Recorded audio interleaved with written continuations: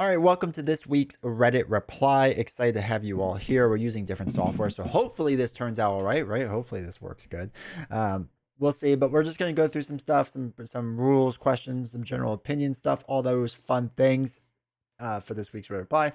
Do me a huge favor if you haven't subscribed to the channel yet, consider doing so. But also go over to twitch.tv/D20 Woodworking. It really helps out the live stream. It's been a lot of fun over there.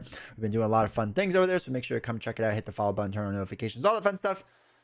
Let's go check out Reddit. All right, first question is the hero that genuinely surprised you with how much you enjoyed them, right? And they kind of go into a lot of things, for examples and whatever, and their opinion on things. And I'll just leave that up there so you can read it.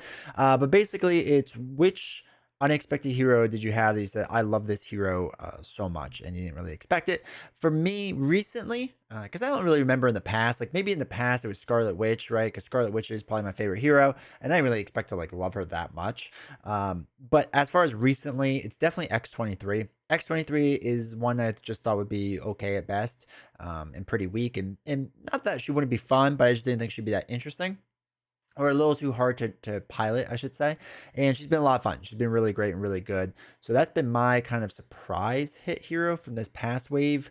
Before that, I had big worries about Wolverine, if they would actually nail the execution of Wolverine, and they did. Wolverine is fantastic. And Storm was a lot more fun than I thought Storm would be. So that's another one too. But if we go back to like some of the original stuff, probably Scarlet Witch was like my first real big surprise when I was like, oh, I expected to like her, but I liked her a lot more than I thought I would. Vision's corrupted programming. Vision's obligation card says treat the text box of his mass form card as blank. First, does this mean it is now possible to attack and defend while in tangible form? Second, are you still able to use cards that require being in mass form? I assume both of these are the case, but I'm not certain. So let's look at intangible form. So intangible states, it doesn't have the picture of it, but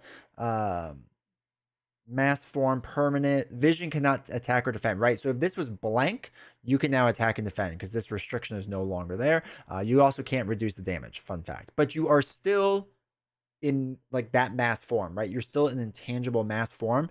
So as far as their first question, does it mean it's now possible to attack and defend while intangible? Yes, because that restriction is no longer there. The box itself is blank, but you're able to still use specific cards for that form because you are still that form, right? Just the box itself is blank. So that's how that works. Do you think this game could use more scenario variety? Any out there scenario ideas? And they kind of go into a few different ideas of fighting an army, protecting a castle, defuse the power nullifier. And I'll kind of leave this on screen so you can read through it and whatnot. So the thing is, their big complaint is that every scenario kind of feels like a variation of beat up the villain while working around some gimmick they have. And there's some exceptions to this. The problem is that's the game, right? What you have described is the game. And I think to rework that a lot would be, one, a huge overhaul of the game and its core mechanics. And I think would have some balancing issues probably. It could maybe be something that they do, but it just wouldn't be balanced 100% correctly, realistically. So I think, is it possible? Yeah, sure, it's possible. But I do think they have done this to a point, right? They have mentioned Spiral and Sinister Six. I do think those are interesting and unique scenarios. I still think Hela is one of the most interesting, unique designs. Now, of course, after you play it a ton, you kind of get used to Hela's gimmick and how it works and how they kind of like progress through things. But, I mean, it's still a unique and different design. If you're coming from like Lord of the Rings, I would agree that it kind of feels a little restrictive. Like Lord of the Rings, each scenario feels, not each and every one, but like the vast majority of them feel really unique and different, and it's really, really cool.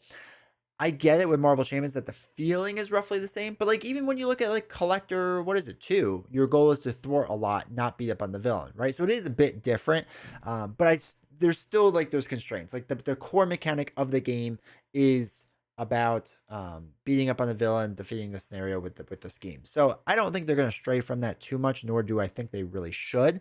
The reason being is because if you use the Lord of the Rings example, yes, there's a lot of variety in how certain things are played, but there's a lot of positive and negative opinion on a lot of the scenarios in Lord of the Rings. So I don't really remember any off the top of my head, but I know there are certain scenarios where people just loathe playing it. I mean, just hate it truly. And there's others that are really, really, really, really easy. Like they're so commonplace that like it's not even a challenge to go back and do. So the amount of like scenarios that really kind of thread the needle of being not overly hard but also being fun and being dynamic and interesting, like it's probably about half the scenarios. So like half of them get wiped out, right? And then it just comes down to personal preference. Do you like just kind of playing a scenario where it's more about sieging an enemy and just like going through piles of enemy, or do you like traversing different locations, right? Then it's personal preference. So anyway, I mean, could they use more scenario variety? Yeah, sure. Like in a vacuum, would I want more variety in my game? Yeah, absolutely. But I understand the game and its constraints of what realistically can be and not be done.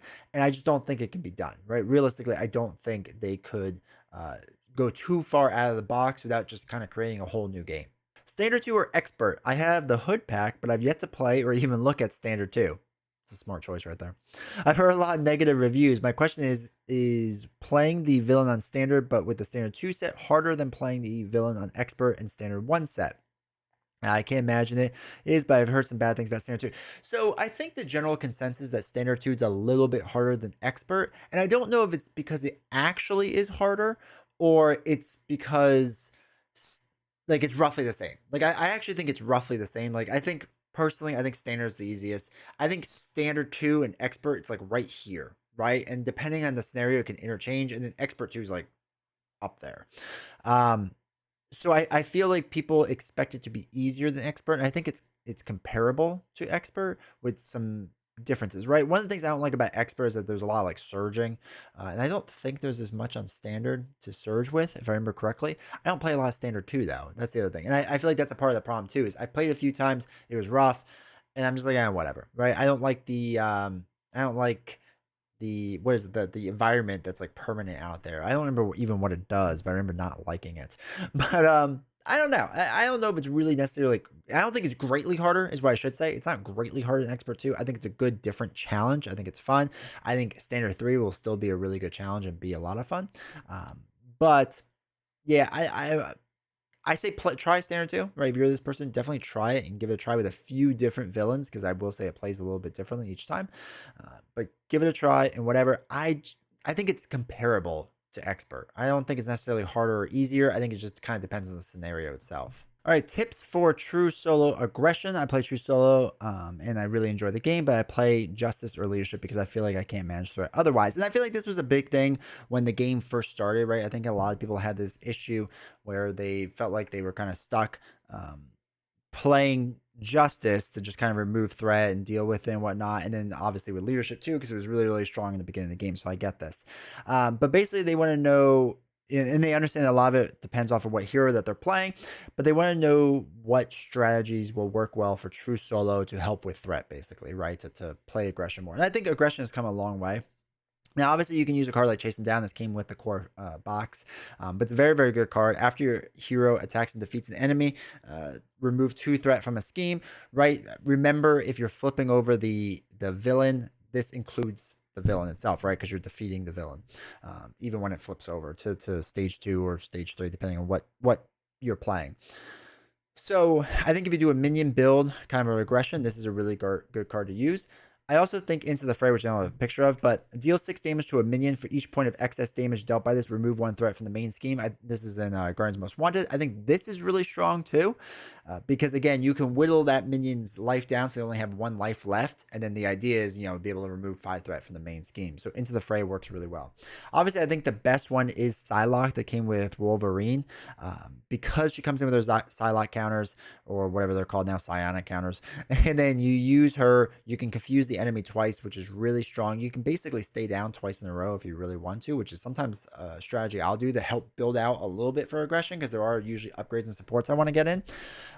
So this card is also very, very strong and should probably be used. So aggression can be used a lot more in solo. If you're not facing a lot of minions, it's really tough. Like, it's really kind of tough, and you kind of fall back into, all right, you need to use minions, or I'm sorry, you need to use allies to thwart the main scheme down, right? It's kind of what it turns into then, which is always an option. But basically, if you're doing a minion slaying build, this is your best option with aggression and controlling threat on the main scheme. All right, so what happens if you're fighting Loki, the villain, with Thor, and Shadow of the Past appears, Loki, the nemesis, once in the field? What happens? So actually, I realize because maybe you're not like me and you don't draw Shadow of the Past every single game, maybe multiple times in the same game, that few of us actually don't read the whole card. I didn't for a long time. This isn't me poking fun at anybody. I actually didn't read this card all the way through for a long time. So reveal your set aside Nemesis minion and put it into play engage with you. Reveal your set aside Nemesis side scheme, put it in play with you. Shuffle the rest of the set aside Nemesis encounter set into the encounter deck. Here we go. Important sentence. If your Nemesis minion does not enter the game this way, this card gains Surge. So you would still enter everything else from Loki in there, right? The side scheme and all the other like cards, the treachery cards or whatever it is that he has. I forgot what it is. But the Loki minion would not come into play, but then this card gains Surge. So it kind of stinks, but yeah, it's on the cards in case you forget. And don't worry, I got this wrong. I didn't get this wrong. I questioned this for a very long time because I wasn't 100% sure for a very long time. But yeah, that's how Shadow works. Hero actions and basic actions. Please explain. During my turn, I basic attack with Star-Lord, and as part of the basic attack, I have to exhaust him. Right. While he is exhausted, can I play cards like Gutsy Move that does not specify exhausting my hero, which this is Gutsy Move, just says remove 2 threat from a scheme, remove 2 additional threat from the scheme for each face down encounter card in front of you. So this question, and the reason I want to put this in here, has been like cropping up a lot more. And I don't know where it comes from. I don't know if it's a Magic the Gathering thing because I haven't played that game in forever or something else. I don't know. I genuinely don't know. But there's like a lot of confusion with this of basic actions and actions, right? And the important thing to note is like generally speaking, they don't affect each other, right? Like they generally don't interact with each other with except like stun and confuse is the only thing where they kind of interact with each other. Kind of. And even that's loose. But basically, you exhausting your card is completely different than you playing your card, unless playing the card says you have to exhaust the card, right? That's the only exception there. But it is one of these weird things where I see this more and more and more that people think that like, oh, if I did a basic action on my card, I can't do anything else. You absolutely can. You can still play cards from your hand. It doesn't say to exhaust or anything like that. Just because you're exhausted doesn't mean your turn is done. I feel like that's where it comes from. Like people think they exhaust their card, thus their turn is done. That is not the case. Again, the only way you not be able to play this card is if it said, remove 2 threat, like exhaust your hero, arrow, remove 2 threat from a scheme, right? You can't exhaust your hero because you already did. That would be the only exception. That's how that card would be worded in that case. I finally decided on a storage solution, the BCW boxes, which I think are a really good option. I actually like them a lot. I do want to get the 3200. I think I have the smaller one, like the 1600, which I like, but I do want to get the big one. So maybe one day. I've begun organizing the cards I have. My question is in regards to how people store heroes. Do you keep the pre-constructed decks as they are, or do you pull out all the non-hero specific cards? Thanks for any input. I don't like pre-con decks. Like, okay, I'll play the pre-con deck the very first time because I think people are curious in what it is and what the general idea is. And plus it lets me play the new cards usually because I kind of tank the game because I just want to play the new cards realistically. So I will play the pre-con deck once and then I'll never play it again. Or very rarely play it again, I should say. So I will pull those cards out really, really quick. I don't think there's... I think... Okay, let me explain this. I think I understand why people want to play pre-cons all the time because deck building is either something you're not interested in, or it could be seen as like a hard thing to do, or just a time-consuming thing to do, right? There's could be multiple things. But I do think you should learn the basics of deck building, even if it's just stealing off of Marvel CDB for a while, right? Go to marvelcdb.com, which is what we were pulling up from this site here. Go to this site. Look at the deck lists that are out there and pick whatever hero you want. So if you want to play, let's see, the GOAT, obviously, go pick one of these decks and go click on it. Brian V's Aerial Annabelle is a very, very good deck. And just build this deck, right? And learn what this deck is trying to do and try to understand it from there. So I feel like that will help you get out of that funk of just like, oh, I can only play pre-con because I'm not a good deck builder, or I don't have time to deck build. I feel like that's the other ones. People are like, I don't have enough time. It doesn't take that long to throw these cards together and put them away. It's like 5 minutes. But anyway, if you're only interested in playing pre-cons, then I guess just store it that way then. Rules question, can I use Sidestep to save an ally from being defeated? No. Sidestep says you are stopping damage from yourself, not an ally. I don't think there's any card like that would stop it from your ally. So yeah, no, can't do that. Besides Rhino, what's the best villain for an introduction to a new player? Here's the weird thing. I don't even know if Rhino is the best, right? Because Rhino, well, I guess on multiplayer is a little bit better, but he can really swing hard, and he can, I mean, if he's built up right, he can kind of one-shot a lot of people. I still think Claw is the best introduction villain, not only for solo heroes, but multiplayer as well. I like Claw. It's a little tough for the 2 encounter card thing, so I get that, and there could be some confusion there. But that's probably, I keep hitting my mic. I apologize for that. That's probably also the best Claw, I would say. Then you can get on things like almost any first scenario. I think is pretty good, right? I think Drang is really good for learning how to pass one thing back and forth, right? Because if I remember correctly, you pass that ship back and forth, back and forth. So I think Drang's like good to like learn how like that system works, right? Pass to the first player. I think Ebony Maw can be good, right? I think there are good scenarios, but if you're just introducing someone to the game, Rhino's not bad. I still think Claw is better though. I only want to beat you, Ronin. Finally got through, rules errors notwithstanding, and as I'm sure there are some, which don't worry, like we all have rules errors. I really want to harp on this because I feel like so many people think their win or victory doesn't count or whatever. Like I have made countless errors on stream, so has every other Marvel's Champion streamer. Like we all make errors, we all make rules errors. It's a thing. Don't worry about it. It happens. If you get the win, be happy you got the win. To Ronin using Rocket Pool plus Hope Summers, which is an interesting way. And Hope Summers is a great way to easy up Ronin. Like if you're having a hard time with Ronin, put Hope Summers in. If you want to put another one in there, put Long Shot in as well. It did not go well. I did once get him to the second form, which didn't help. What can I say? The legends are true. He's laughably broken. Maybe they will do a return to box where they have with Arkham Horror and fix him. I know some have beaten him, but for a campaign, never mind true solo, it's a nightmare. So yes, campaign Ronin is harder than regular Ronin for sure. For sure. I don't think he's that broken or that difficult anymore. Like realistically, I don't think he is. Now, if you're playing solo, do the 3-turn strategy of how to beat him in Rush, right? You can beat him almost every single time using that strategy. Even on Expert, he's not that bad. Expert campaign is still crazy. They did a change to the setup where you don't have to pay attention to the icons on the campaign setup, which makes it much more doable. I think I've beaten him expert campaign once in my entire life. Like he is very hard. I get it. Standard though, and even standard campaign, like he's not that hard anymore. If you have all the card pool, right? If you have a very large card pool, you can probably do it. I don't know what they have with this, but if you are really struggling, really quick, if you're really struggling, I can go into a video on this. I think I've done a video on this before, kind of, to explain this. But the very general strategy, if you want to beat Ronin every single time, it's a 3-turn rush strategy where basically you do a lot of damage your first turn, right? You flip up to hero form, you just damage. Don't even worry about supports and upgrades. They're just a waste of time. Get that out there. His first turn, you take a hit, right? Next turn, you want to flip him, right? So do enough damage to flip him and get a little bit damage done, especially with piercing. Anything with piercing will help you a lot. This is why Star-Lord's really, really good at it because his gun has piercing, but anyone with piercing could do this really easily. Pierce him and then flip down. Now, when you flip down, he will scheme the first scheme to the second one, right? Because if you add the counters on, he'll still be on 1B, and then he will thwart, and it will be enough, or he'll scheme, not thwart. He'll scheme, and it'll be enough to switch to 2A, to 2B, whatever. He'll get the stone and all that fun stuff, whatever. Doesn't matter. Then you flip back up, and you save up enough event damage to knock him out, right? That's the general pattern, and it's weird to explain, but that's the pattern you want to do, and you can win pretty much every single time as long as you load your event attack cards, right? No building out, no anything. You're just trying to do crazy amounts of damage because his HP total is actually kind of low for what it is. I think it's only like 14 or whatever, or 16, something like that. Like his HP total is pretty low. Relatively low, I should say. So that's how you have to go with Ronin. If you want to win every single time, it's kind of a cheap way to win, but it does work. So if you're getting really frustrated, and you could do this on campaign too, right? It works on campaign as well. That's what you can do.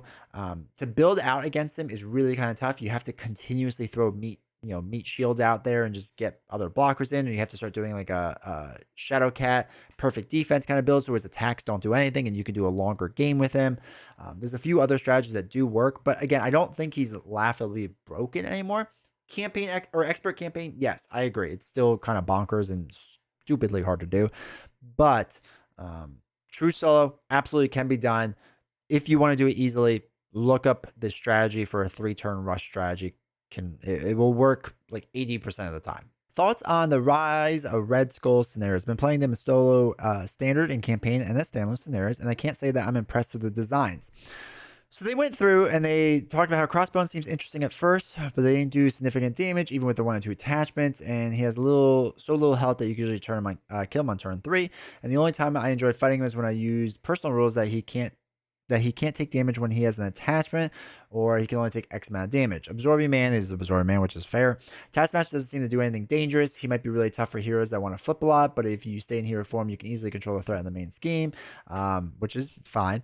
Zola's another one with the best strategy seems to be rushing him down, since taking turns to set up might result in you being swarmed by minions. There's a lot of guards, might be problematic for this plan, but there's nothing a couple of relentless assaults can't handle. The permanent retaliation is disproportionately pushing for heroes that want to do multiple small hits instead of a few big ones. So it feels like it's a little too restrictive in deck building, in my opinion. Still, as long as you don't get too many guards, he can also be killed by turn 3 or 4. If you're playing the campaign with an extra +1 attack, it becomes a bit of a joke. Red Skull is the one that's too high variance as a standalone. You can either get turn 1 prison camps and pull out Nick the deck for a free win, or you can get a sleeper into a hazard and get owned with low hopes to come back. Not a problem in the campaign though, since you can use a big weapon to kill a sleeper and take down half of Red Skull's health. I have killed him on 2 multiple times with an aggression Captain America deck, and even with less explosive heroes, usually dead by turn 3. In conclusion, I talk about the stuff. Either way, I'll try to get an expert in the future, and I'll play co-op with my girlfriend whenever we have the time. But for now, I think the Mugen, Formula, Ultron, and even Claw are more enjoyable than these 5. So, the big thing to note with this is that, yes, the campaign for Red Skull is very easy, right? The standalones are harder, in my opinion, than the campaign. The campaign just gave you benefit and no downside, right? Later campaigns give you a bit of downside as well, but not for this. This is strictly benefit that you get. This scenario was so easy, or this campaign and box and all that fun stuff were so easy that we ended up with Guardians Most Wanted because everyone said it was too easy. So here's the thing. Play expert, right? Realistically, play expert. This is why expert exists, because yeah, Crossbones, Absorbing Man, Taskmaster are not that hard. It looks like from the way that they're playing this is that they are doing more of a rush strategy, and I'm going to assume this is done in true solo. Rush strategy is a goated strategy. Rush strategy will win almost everything all the time, right? There's very few things where it doesn't, kind of looking at Hela. Rush strategy for true solo is incredibly strong, and most true solo players now and again won't play it all the time. Like there are those that do, obviously, but a lot won't, because it kind of becomes repetitive and it's not as fun, right? For those people, it's not as fun. If you enjoy doing it all the time, that's totally cool, totally fine. But what it seems like is what they're trying to do is just a rush strategy, and they're building out their campaign rewards toward that rush strategy. So yes, the campaign is going to be very easy. As far as design goes, I don't mind Crossbones. I don't like pulling out 3 mod sets because I'm super lazy. But if you pull out really hard mod sets, like Venom Goblins mod sets, it can be really tough. Absorbing Man on Expert with, again, a harder mod set is better, but he's still pretty easy, so I get that.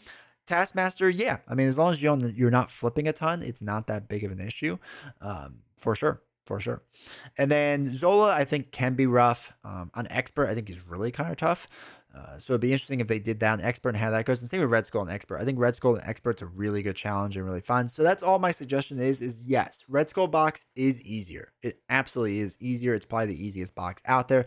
But I think knowing that is the best part. That, like, it never gets easier than this, and they can still be a really good challenge on Expert. So that's what I would recommend. Hopefully you enjoyed this week's Reddit reply. It's always something I enjoy doing, so it's always fun during the end of the week to be able to record this.